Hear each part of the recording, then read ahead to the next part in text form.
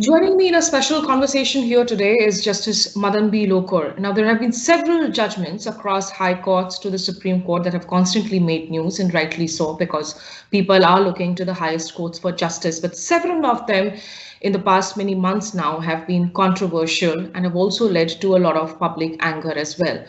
So thank you for joining me here. And to start with, if I could start with the recent development, because you just recently remarked about a certain judge who had been writing judgments in the Bombay High Court about child sexual assault too. And you said that there are judicial academies. What are they doing? Is it not the job of a judicial academy? And now, in a rare move, what has happened is that the Supreme Court Collegium has recalled its recommendation to the center for making that Bombay High Court judge as a permanent judge in the High Court. Would you say this is a step in the right direction? Yes, it is. You see, it's like this. The judge concerned appears to have given 4 judgments. I'm aware of 3 of them, but today's newspaper mentions about a 4th one. Now, with regard to 2 of them, I don't think any reasonable person could have come to the conclusion that the judge came to. The 3rd one could be, I'm prepared to give a benefit of doubt. But these 2 judgments, were really strange, to say the least. But what disturbed me is that, the judge was a joint director. I had earlier mentioned that she was a deputy director, but she was a joint director in the Maharashtra Judicial Academy. So, I really wonder, what kind of judicial education she had imparted to other judges, who used to come for training, and whether the selection was correct, in appointing her as a joint director. So really, there's a great responsibility on judicial academies all over the country to ensure that quality judicial education is given to the judges, so that they are alive to a lot of issues, gender sensitization, for example, right? Child rights is another. Child sexual abuse. There's a lot of talk about child sexual abuse, trafficking and things like that. So yes, there is a lot that can be done, and there is a lot that should be done. You will also recall that the Attorney General for India had mentioned some time back to the court, about a case where this lady who had been raped was asked to tie a rakhi on the rapist. And the Attorney General had at that time told the Supreme Court that judges need gender sensitization. So these are instances that have to be taken seriously, and something should be done about it by the judicial academies. Right. I mean, one of the other, of course, the recent controversial judgment has been on that skin-to-skin contact clause, as far as the child sexual abuse. In this particular case, a 12-year-old minority girl child was concerned. It came as a shocking, in fact, ruling for most of us.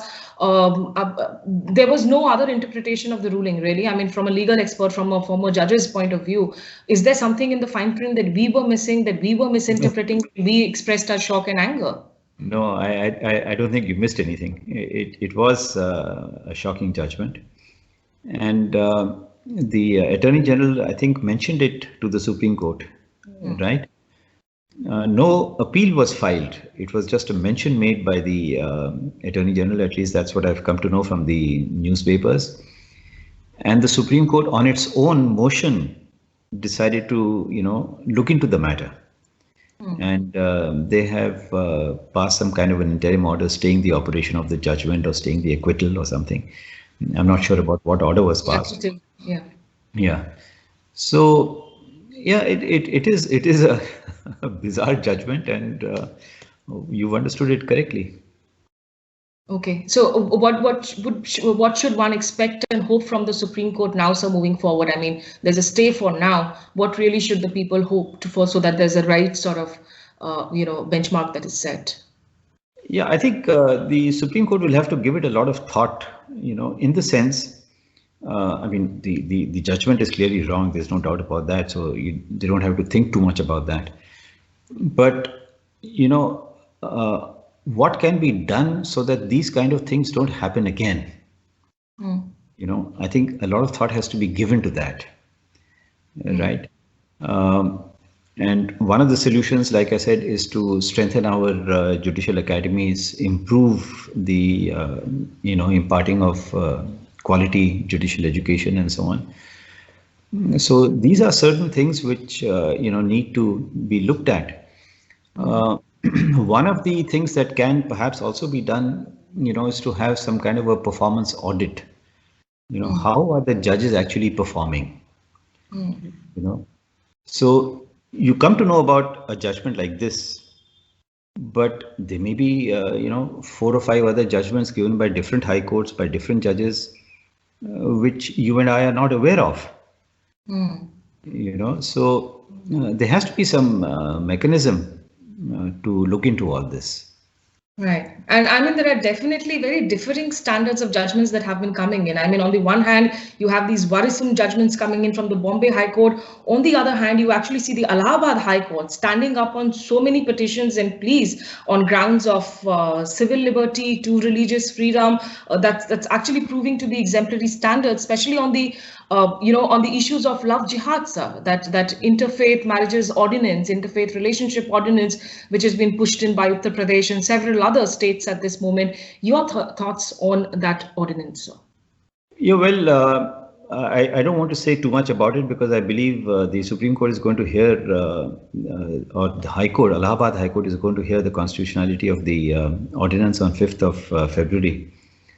But I have expressed my view that, in my view, the ordinance is unconstitutional.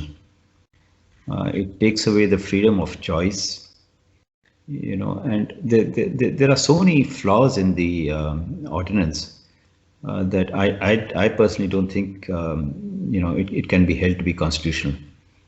But beyond saying that, because the case is coming up on 5th of February, I don't think it's proper for me to, delve deeper into it.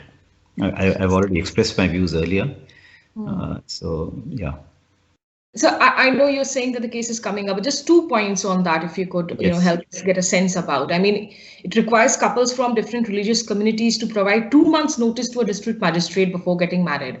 And the entire painting, it almost looks like it is vilifying one community, the minority community, the men from the community, saying that they are the ones who are deceiving the women from the Hindu community. This entire political narrative that is being set through it, sir. You say that this looks unconstitutional to you, but if the political parties want to push with it, one particular political party in particular, this is going to create a lot of problems, and it's a huge challenge for our social fabric, sir. Yes, you're right. That's why it's important, that the Allahabad High Court looks into the matter carefully, right? Because a mistake here, can have serious consequences. Any act of omission on the part of the Allahabad High Court can have very serious consequences. So the High Court will have to look into it very carefully. I don't want to get into the politics of it, whether one political party is, doing something or not doing something. That's not the point. The point is really, is it constitutionally valid or not? Right. Now you have things like you had mentioned 2 months notice. Okay. Now under the Special Marriage Act, 1 month's notice is required to be given if persons from 2 different religions choose to get married, or even persons from the same religion if they choose to get married.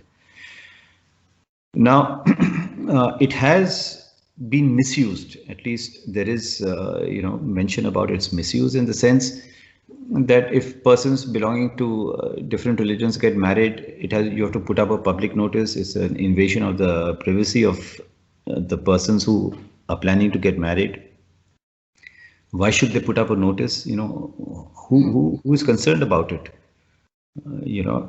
If somebody wants to invite me for their wedding, they'll send me an invitation.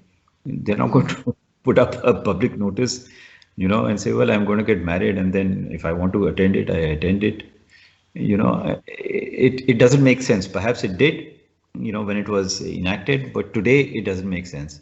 So increasing that period from 1 month to 2 months, compounds a problem that already exists and can be misused, So if some people have an objection to the marriage, they can go to the house of that person and, pressurize that person from withdrawing, from the proposed marriage, by pressure, social pressure, or even violence.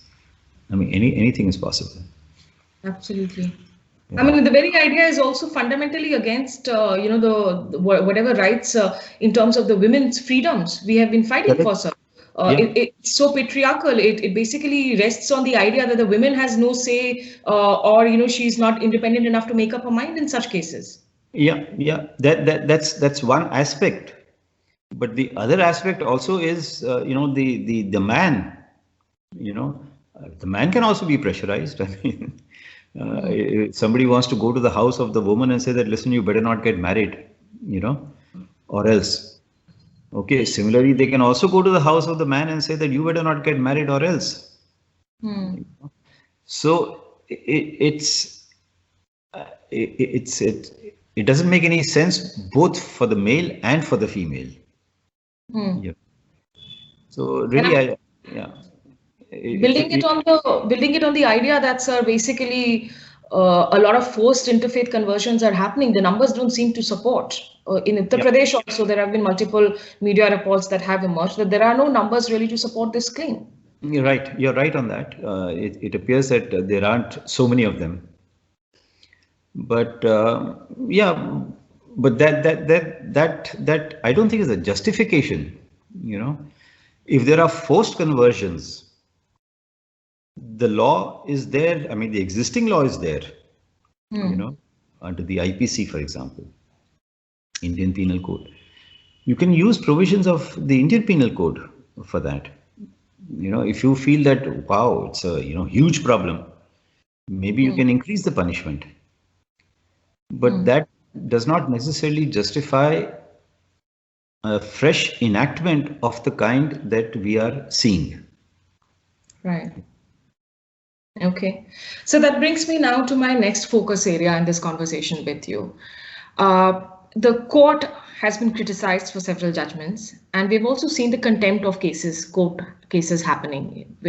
It happened with reference to Prashant Bhushan last year, the ongoing cases with relation to Kunal Kamra. There are also other cartoonists who have been pulled up, including Rachita Taneja as well.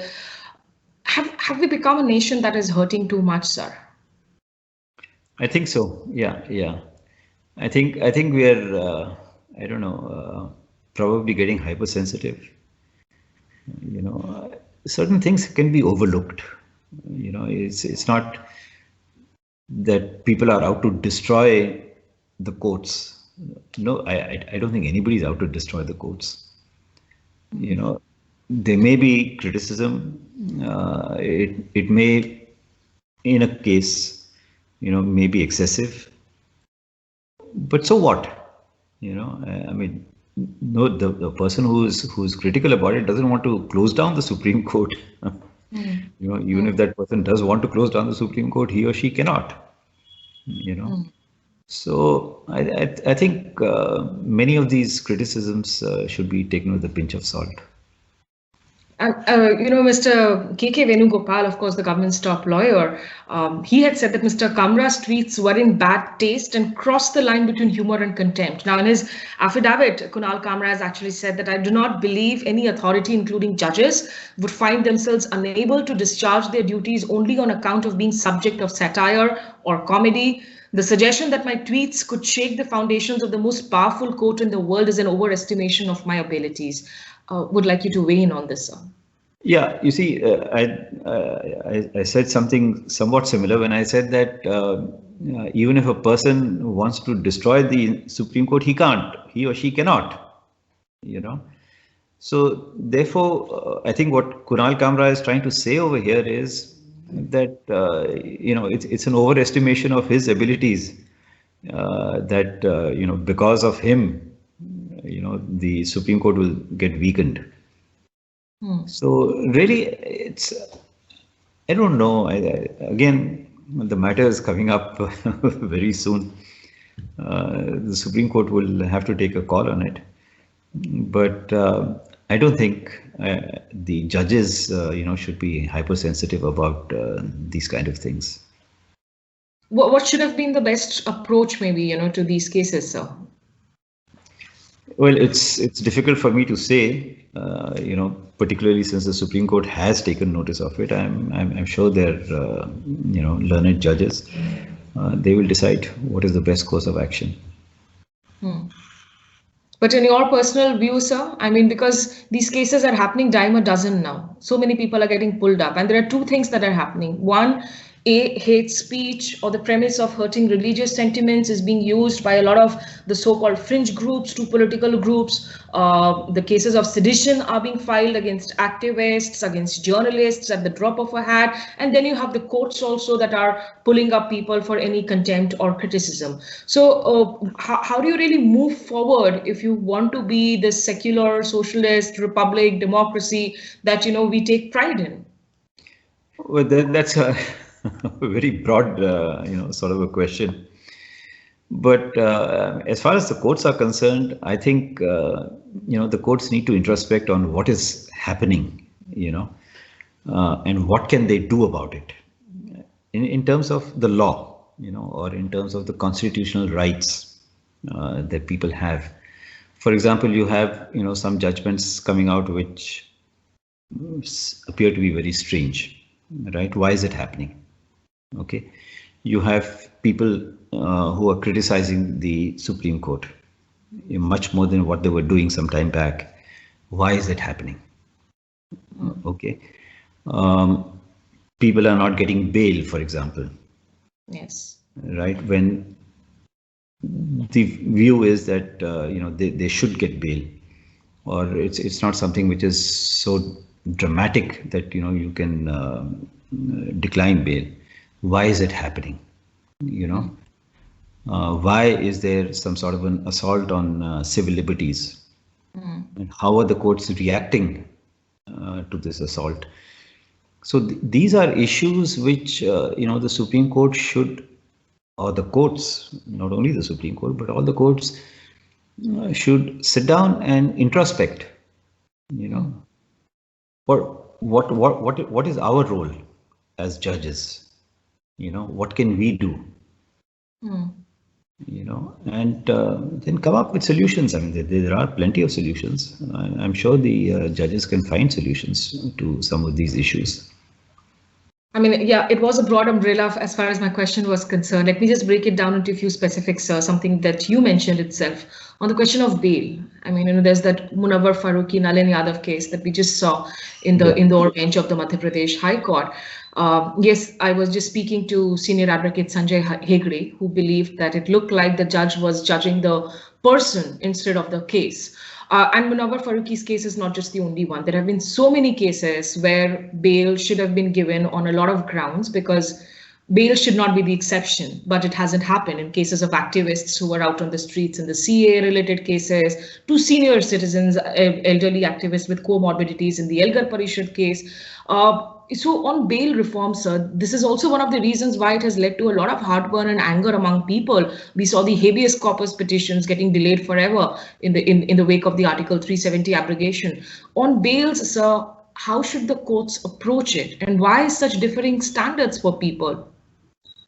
Well, the bail jurisprudence has been settled any number of times, right? And over a long period of time. You have 3 or 4 things that need to be looked at, right? What is the nature of the offense? Okay, if it's not a serious offense, fine. If it's a serious offense, then, that has to be taken into consideration. Is the person likely to, tamper with the evidence? Okay, destroy whatever evidence there is. Is the person likely to influence the witnesses? okay, is the person likely to abscond, not be available for trial? Okay. The Supreme Court has also said that you have to look not only at the crime, but also at the accused. Way back in the 1980s, in the case of Bachan Singh, that was on a question of sentencing, death penalty. They said, look at the crime, but look at the criminal also, or the alleged criminal, when you're talking about bail. So if you take all these factors into consideration, then you come to a decision. Is there evidence that this person is going to influence the witnesses? Just because the police says, oh, we think he's going to influence the witnesses, it doesn't mean that he is. Is that person going to, destroy evidence? Just because the police says, no, we suspect that he's going to destroy evidence, it doesn't mean that he's going to destroy evidence. There has to be some material to support all this. Right? Now, in a case like this, Munawar Farooqi, for example, none of this was considered. Is he going to destroy the evidence? No, because whatever evidence is there was there. What further investigation is required for filing? There are big question marks even about the evidence in the first place, because the Indore police SP seemed to suggest that he had been arrested for what he was apparently going to say rather than having said. Right. One of the things, one of the exhibits, so-called exhibits, was a video recording of what had happened. Now, the judge did not see that video recording. Okay. Now, the complainant said, oh, the video recording is there. But what does the video recording contain? The police says it contains nothing. Nothing adverse to the accused. But the judge does not seem to have verified that. He could have seen the video recording and said, well, there's nothing in it, or there is something in it. Either way. So, these are areas which have long been settled. And I'm unable to understand why we are going back on them, on these very well settled principles. Number one. Number two is compassion. Where has compassion gone? So when the Supreme Court says, don't look only at the crime, look at the criminal or alleged criminal.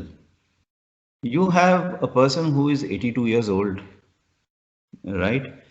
Hospitalized any number of times. What is that person going to do? He is not going to go around, destroying evidence. He's not going to go around, pressurizing witnesses. If he's in hospital, he's surely incapable of all that. So look at the criminal also, or the alleged criminal, and see if compassion can fit into all this. If you lose that compassion, there's going to be a problem. It's not just the loss of compassion. So when you see reports on legal websites that are tracking the Supreme Court closely about comments from the highest, court, that a person will die anyways if he's out, if he's going to die when he's out on bail, he will anyways die. These kind of comments, they leave you shocked. Oh, okay. I don't remember having come across that comment. I remember. The website's quoted Chief Justice of India to be giving these comments on a bail case. But so on bail cases only, because there are sets of people who seem to be getting preferential and very speedy treatment. There's an Arnab Goswami, there's an Amish Devgan. These people are getting reliefs of some sort of orders when it comes to multiple FIRs either being clubbed or being told that multiple FIRs basically stifle the process and they're not acceptable. But on the other hand, you have several petitioners today either whose bail hearings do not come up or who are not getting relief, or there are multiple FIRs, multiple cases of sedition being filed across across states as well. this all definitely seems to give a feeling to the common man that the civil liberties, the personal liberties, they're all on the back burner today, or they've all taken a great hit. Yeah, you're right. That's why the need for introspection. Okay. So habeas corpus, for example, that's also a matter of personal liberty. So you take up one case of bail, for an alleged offense, and sit on the vacation during the vacations and grant bail. On the other hand, you have some persons who are in custody for months together, but their cases are not being taken up. Why is that? People are bound to ask these questions, and why shouldn't they? Right? Therefore, the need for introspection. That are we having some kind of a consistent policy or not? If we are not having some kind of a consistent policy, should we have a consistent policy? And if we should, then what is the consistent policy that we should have? Either let's take up all cases quickly, which I think be the policy, or let's not take up any case quickly. Let people languish in jail, which I think is a very retrograde sort of a policy if it is there. So this is where issues of introspection come in. Right. What do we do? What is expected of us? Liberties, civil liberties are very, very important. I mean, I don't think any judge has a contrary view. So if personal liberties are important, then why is it that so many cases are not being taken up expeditiously? Right. And what can we do about it? How can we expedite, the hearing of these kind of cases? So just the last two questions then. I mean, staying on with this topic itself, in Arnab Goswami's case, the Supreme Court says that if you do not like a channel, do not watch it, do not view it. In the case of the Tandav filmmakers, who have been, cases have been filed against them for hurting religious sentiments, the Supreme Court again tells them that freedom of speech is not absolute. These differences are confusing to me. As a journalist, as an ordinary citizen. I mean, if the same standards could apply to a web series too, and you could tell them that, if you don't want to watch it, don't watch it. How do you go about on freedom of speech, sir? On also this entire constant rhetoric now on hurting religious sentiments when it comes to when you compare it to creative freedoms? Well, I don't want to go into specific cases, what happened in one particular case and what happened in another particular case would, really depend on the facts of the case. But what is important is the principle, what is the constitutional principle with regard to freedom of speech and expression, right? The Constitution guarantees, it's a fundamental right, it guarantees freedom of speech and expression. But the Constitution also says that this freedom of speech and expression can be curtailed by law. Okay, so you have laws, which curtail the freedom of speech. For example, there is a classic thing about somebody shouting fire in a cinema hall. Now, anybody can shout anybody can say freedom of speech. Why can't I shout fire in a cinema hall? But then what is going to be the consequence of that? There's probably going to be a stampede, So there are these kind of limitations which are inbuilt in the freedom of speech and expression and are also inbuilt in certain laws. So how do you apply them? So you have to take a principled view. What are the principles? And with these principles, how do I apply it to a particular case? So in a particular case of a journalist or something, they may say that, all right, don't watch his channel or don't read what he writes in the newspapers, what he or she writes in the newspapers. Just because a columnist writes something every week, I don't have to read it because I don't agree with that columnist. Fine, that's okay. You know, but that's not the answer. You know, the answer is in the principles. That's where I think we need to, you know, where the judges need to sit down and, you know, thrash things out through introspection. So, but the cases of, you know, UAPA and sedition that are being filed so increasingly. Yeah, that's worrying. That's very worrying. They're misused, sir? Yeah, I think that's very, very worrying. You know, I mean, we can't have, you know, I mean, everything, you know, becoming seditious or everything becoming terrorist. You know, what is the message that we're trying to say? That we have a lot of terrorists in our country? I don't think that's the message that we are trying to send out. So just because somebody, you know, does something, you can't say UAPA, this person is a terrorist.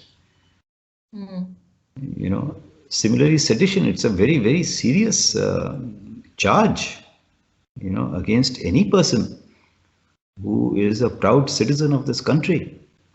To say that what you're doing is seditious, you know, it can't be. I mean, this is where things like compassion come in. You know, do I have to put the worst offense against the person? Right? And that's where the courts come in. That why are you putting the worst offense against the person? This does not amount to sedition. This does not amount to terrorism. Okay, he's just an ordinary citizen of the country who has said something which you may not like. But just because you don't like it, that doesn't make him a terrorist, you know, or that doesn't make that speech seditious. So, yeah, I think some of these laws, you know, are UAPA, for example, sedition, I think are being, you know, misused. They have increasingly become political tools to silence critics, dissenters.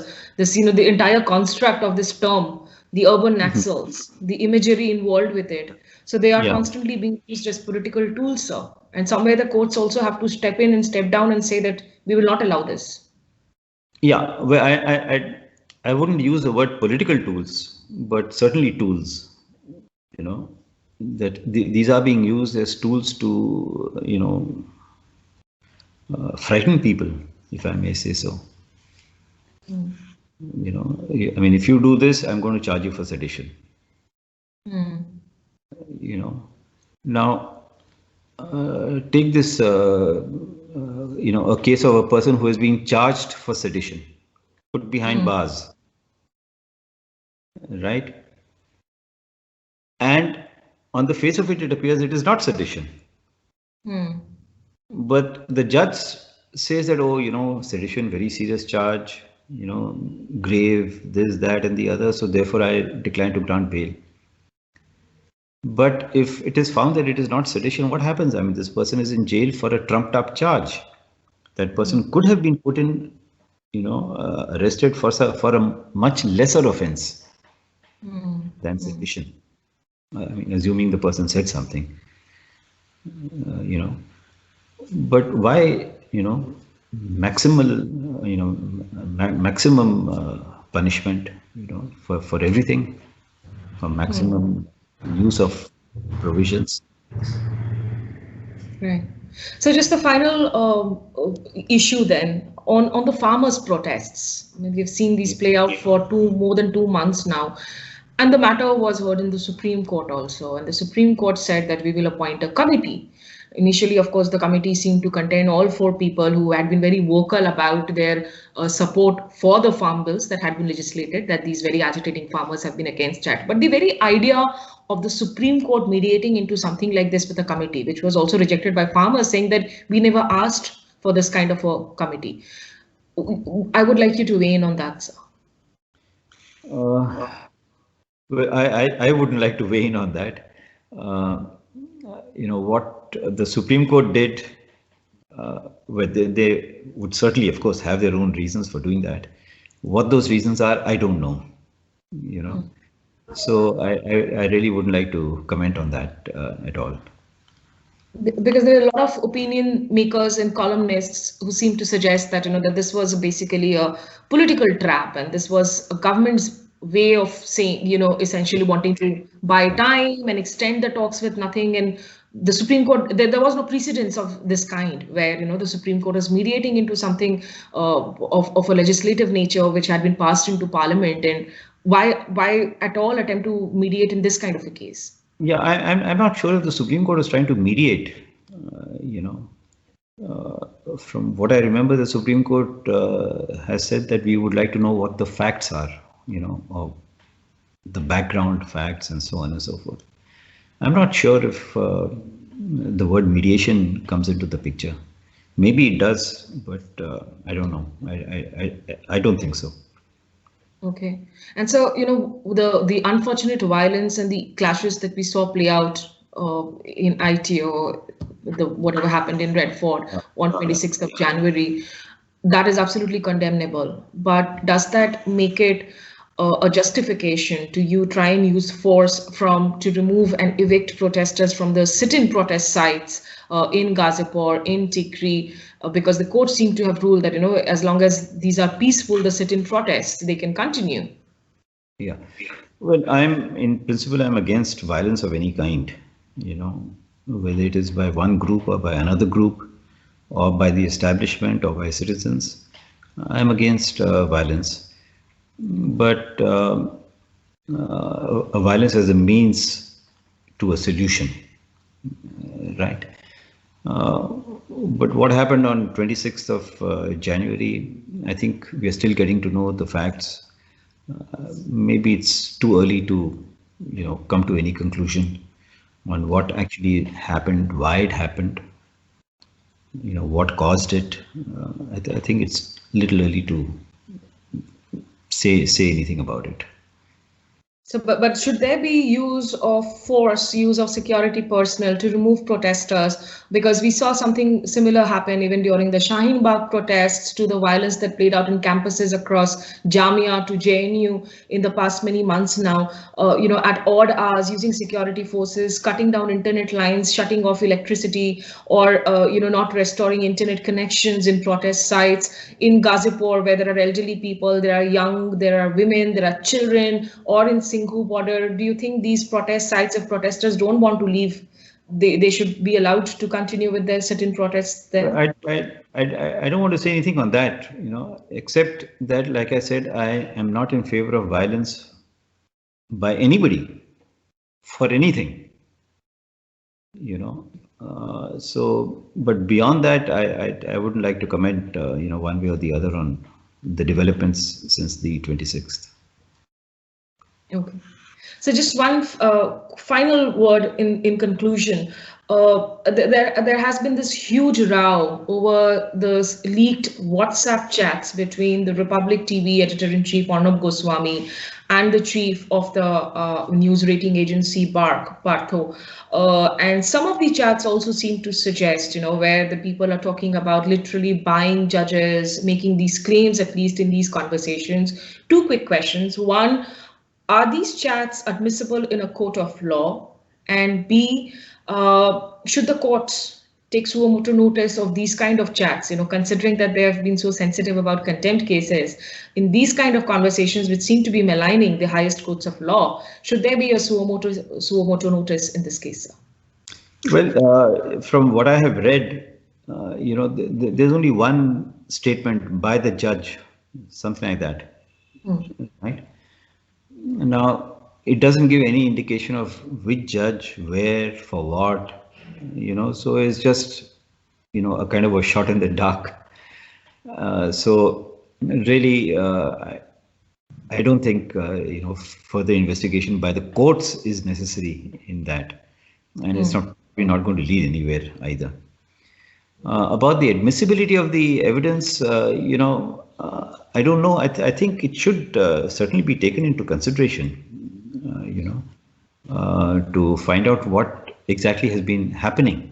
Where are the conversations leading to? The thing is that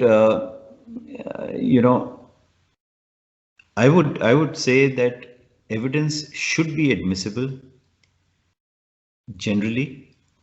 If it is of no value, discard it. But don't shut out evidence. So if the evidence is that something has happened, and then you find that it's only a rumor, it never happened, don't pay attention to it. That's it. Discard it completely. But to shut out evidence, is a different story altogether. Because sir, the question being debated also is that how is this evidence being obtained? I mean, when you look at a WhatsApp chat, which is supposedly end-to-end encrypted, and there are privacy clauses out there. So, whether it also then impinges on the data privacy issues as well, citizens' privacy as far as their data is concerned. Yeah. I don't know where they got the chats from, unless they got it from the telephone of the mobile of one of these persons. If they've got it from the mobile, then of course it's there in the mobile. But if they've got it from somewhere else, I don't know how they've done it. Okay. We'll leave it there, sir. But thank you so much for patiently answering questions on so many issues that are burning headlines today and have been worrying citizens across India. But appreciate you really joining us, Justice Madan B. Lokar. Yeah, thank you. Thank you. That's all that we have time for today. Thank you for tuning in. This is Smita Sharma in New Delhi.